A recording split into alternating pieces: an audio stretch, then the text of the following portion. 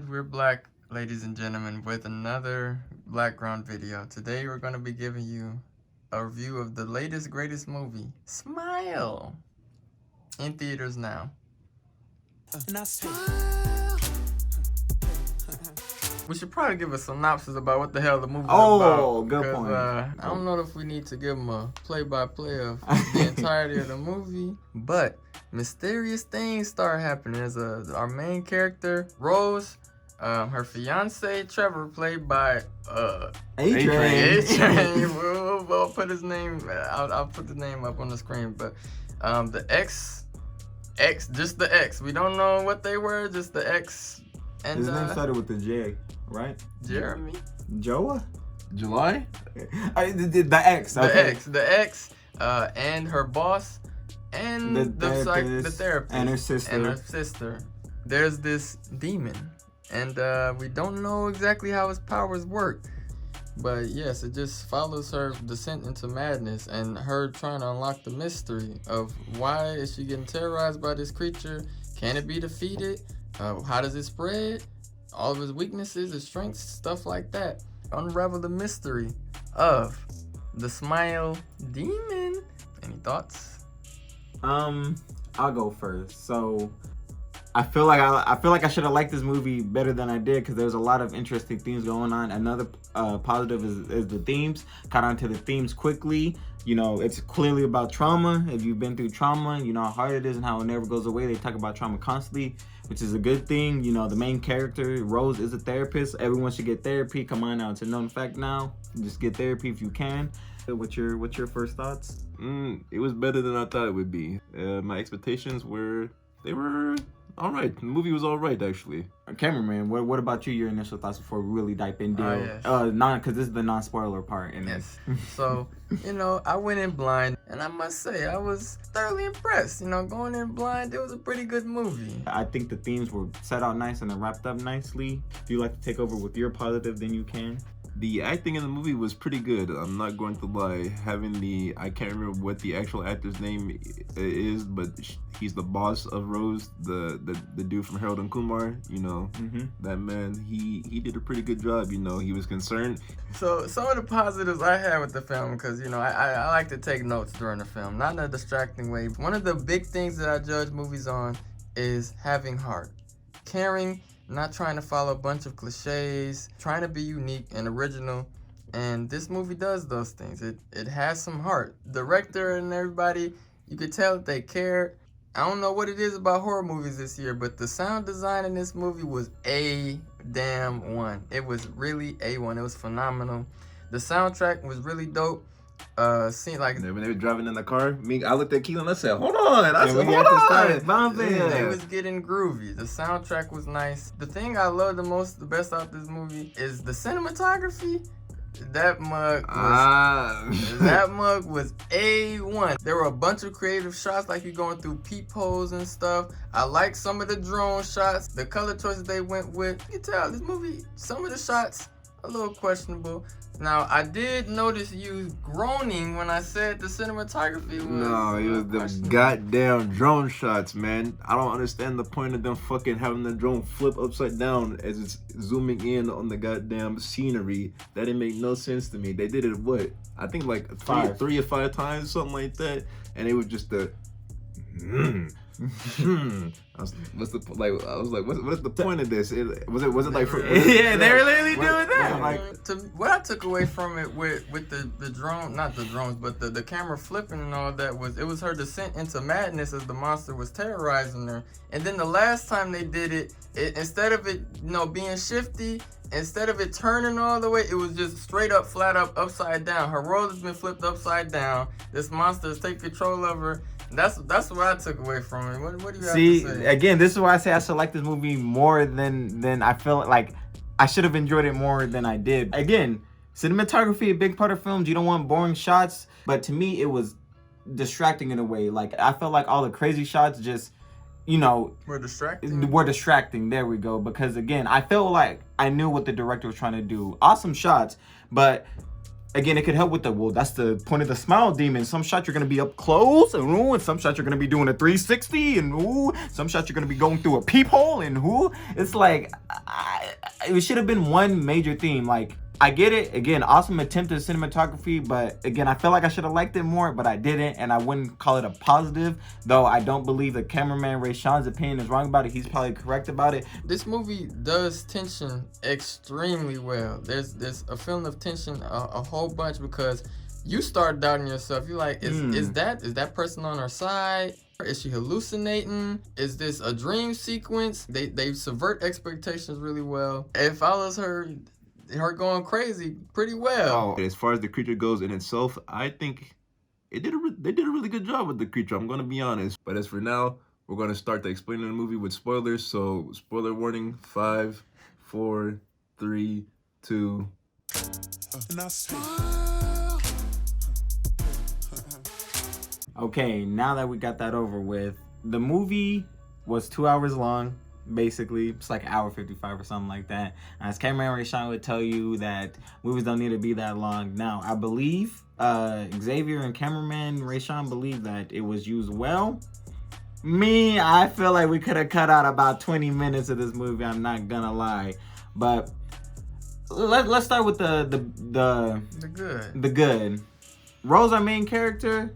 I enjoyed that performance. Unfortunately, I don't know the actress's name, but I believe Rose's performance was enjoyable. When I tell you she looked deranged, distressed, stressed out because of the smile demon, as you know, because I'm assuming you've seen. Cooked. She was getting cooked by the smile demon. Her performance was amazing. I could really put myself in the shoes of, damn, no one's believing me. I could really feel the frustration of not being believed by all those around you. During the birthday party, the best scene of the movie happened. Yeah, Sorry to cut you off. It kind of was the best scene of the movie. But the mom goes, "What you get?"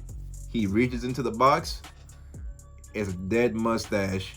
But it was quite a fantastic scene. See, the reason that scene is like one of the best horror movie scenes I've seen in recent memory is because they really make you feel like Rose, because just the isolation you felt of true like madness. Building off of that, it really does a good job of you putting yourself in her shoes, and you're like, damn, everybody's responses in this movie, their reactions are extremely reasonable. People are like, well, I want to believe you, but it's a little hard. And to further upon that, as we find out again, a really big thing about the trauma monster that I feel like we're not bringing up is that it seems like it easily infects people who have known someone to die in the past. So it's another big part of that. And again, mental illness is a big part of this movie, which is a good thing. More people need to talk about it. So I thought that was a really cool effect of going like, and it's like, damn, again, what Ray Sean said, everyone you're like, I want to believe yeah. But it's a little hard. You're seeing ghosts, you're hallucinating, the mysticism and the fantasy. Let me show y'all what I did during like about 5 minutes of the last act, because it is a slow build up movie, which again is a benefit. I like the pacing. And for about 5 minutes, I don't know if Brother Ray Sean caught it, I said, just for about 5 minutes though, y'all, because that third act, man. This man had a ZZ moment during the film. He caught some Z's during the film. If the whole movie was like the second act, it'd be higher on what I'm gonna rank it. But the first act was a bit slow, but not in a bad way. It wasn't a bad thing. The second act is like, okay, now we've got a grasp of how the powers are starting to work. This monster, I'm not gonna lie, was the ultimate troll. I've never seen This monster was trolling. In the third act, it doesn't fall apart, but things start going a little off the rails, in my opinion. Like there's another dream sequence. Like there's one dream sequence. Okay, it's giving some background about her mom and her past. A second dream sequence where it's like, oh, she might be killing the patient. While very tense, while a good scene, it's like, okay, fool me twice, shame on you. Fool me. But then there's a third dream sequence. There's technically a fourth one, but still, all them dream sequences and stuff, it's like, okay, it's getting to be a bit much. Another underrated part about this demon entity thing is that it doesn't let you sleep. We know how the mind gets when you don't sleep. Everyone has been sleep deprived, and what happens? I've hallucinated from sleep deprivation before. So the sleep deprivation plays, again, during the knife scene, again, probably my second favorite one is that I didn't the part where I knew it became a dream is when she actually put out the knife. I'm like, we know our main character's not gonna kill him, but again, the build up before that, of how are you okay? Well, you're not supposed to be here. You know, you're supposed to be on leave. The people's reactions and responses, her peers and friends, is reasonable. There wasn't a moment during this film where I was like, come on now. That's not a smart. Yeah. They're acting like cartoons. But yeah, this monster, he was pretty damn smart. Sometimes he'll kill a cat. It's like, Sometimes he'll choke her out. He's making sure she's not getting her sleep. He's getting the world turned against her to make him think she's crazy. Again, one of the scariest scenes is also in the trailer, which is why I wasn't as scared as Brother Ray Sean when it came on. But that neck snapping scene with the sister, after her and the sister cuss each other out, fuck you for not being there, fuck you for going crazy, and then she runs out to the car, and then you can't see her face in frame, and then it drops down and her neck's broken. That monster was. And the shot of her screaming in anger because of the agony she's enduring, and it focuses in on the nephew after what he's been through, and it ties back into the theme of generational trauma. So again, this movie has some really great stuff about it and a little stuff and some things that are a bit shaky. Go into the shaky things. You know, the monster, it needs a victim. It needs somebody around to witness somebody dying so it can spread and pass on. It's like a trauma STD, if you will. Basically. I believe there's a whole... Copying off of It Follows. Yes, that's really the STD monster in It Follows. So, actually, damn, that is really similar. And It Follows did the same thing. It would appear as someone you don't know, and it would walk towards you and then kill you or have sex with you. If you are a fan who loves kills, this movie shows you some pretty brutal kills. If you like horror movies because of that, each kill I feel like is like, you're like, damn, that is... I would hate to group, even in the beginning, the first kill of the woman, like, they don't shy away from it. You see her skin open up and all that. It was quite good on kills. It showed a dude stabbing himself with a pair of scissors, or not scissors, what do you call those things? Edge clippers. Edge clippers. And, like, the blood is, like, sprays all over an old woman. You're like, you got to be traumatized, but... Let me check my notes for the shaking. Something I found the most shaky was our main cast of characters. You know, the therapist is looking out for her. The ex-boyfriend who was a down dude, W character. But the fiance, an integral character to the story. Then the third act, they said, damn, we forgot to add A-Train in. Oh well, and the movie just damn ends. And then what happens after that? They have a soft breakup, but it isn't conclusive. It isn't, we're done for. It's over. Like, for the whole movie, they've been together. They've been together. It's like you could obviously tell he cares about her. So you figure they may have that little fight. They may bicker, but for them to have one little a big argument, it's like, all right, we broke up, and that's supposed to be the conclusion of the arc. So again, it wasn't a confirmed breakup. He still cares about her because he's been texting her this whole time about her safety. Cliffhanger. Didn't give him much to do and outside of, damn, bitch, you crazy. You wildin'.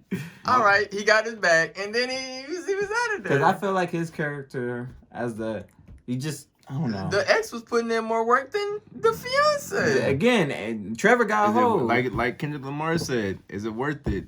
Did you put enough work in? Like, I figured out how to beat the monster from Nope. I'm not Nope. The monster from Smile. That's a different horror movie. So how?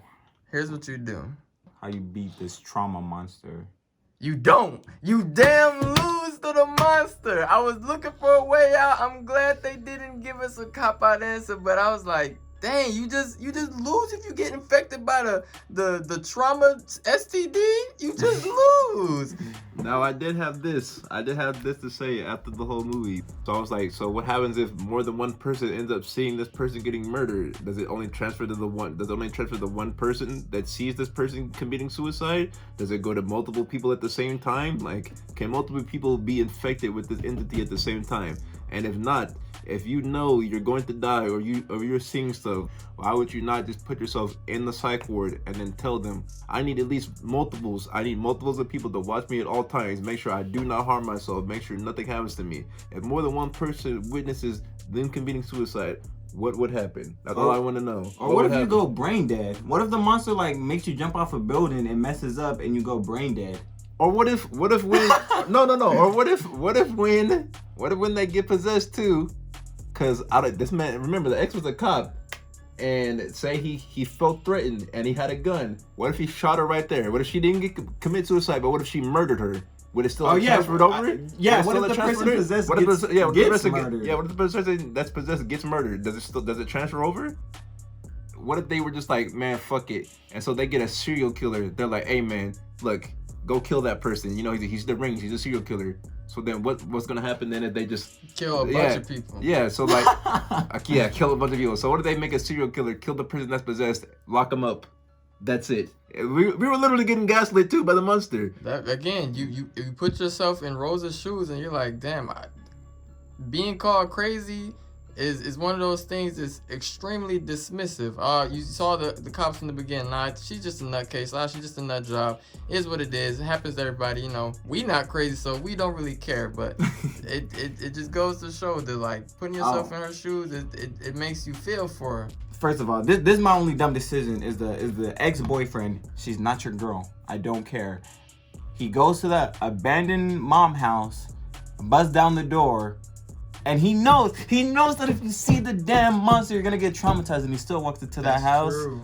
See, that's the only part where I was like, all it needs is one person to see. He knows. He lifted up. And he went by himself too. He's the part of the police. He's a part of the police. He literally is a part of the police. He could have had the police force come with him, but he went by himself. He really sold himself. He's a part of the police. Yeah, the third act, it does get shaky. So sequel, maybe our questions will be answered in the sequel. If they do a sequel, do y'all think there's room for a sequel? Grin. Smrik. But yeah, so there definitely is room for a sequel. This is a universe that feels like it doesn't need to rely on Rose. Now, what are we rating on the 30 scale? Before we talked this all out, I would have probably said a 14 because I feel like I should have liked it more than I did. But now we talking through it and knowing that gaslit by the monster, the positive and negatives. 17. 17. X-Men. I'll give it an 18. 18. Well, me personally, I really enjoyed it. Maybe on a rewatch, I'd give it slightly higher, but as is, I'm gonna have to give it about 21. I ain't mad at saying like I will recommend going to see this in theaters because again, that sound design, man, it had heart. It had heart. But so 21, 18, 17, I gotta give it a 7. Yes, 17. 17. 17. I'll bump it up to an 18 and gaslit. Okay. 18 and a 21. So yes, there you have it, folks. Smile. Move.